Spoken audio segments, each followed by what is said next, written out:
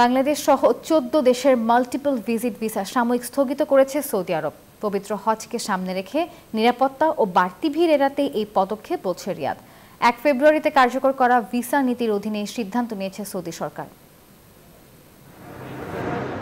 ২০১৪ সালে হজের সময় অতিরিক্ত ভিড় ও তীব্র গরমে ১,০০০-এরও বেশি হজযাত্রীর মৃত্যু হয়। গেল বছরের তিক্ত অভিজ্ঞতার পুনরাবৃত্তি ঠেকাতে এবার আগে ভাগেই বিশেষ ব্যবস্থা নিয়েছে সৌদি আরব।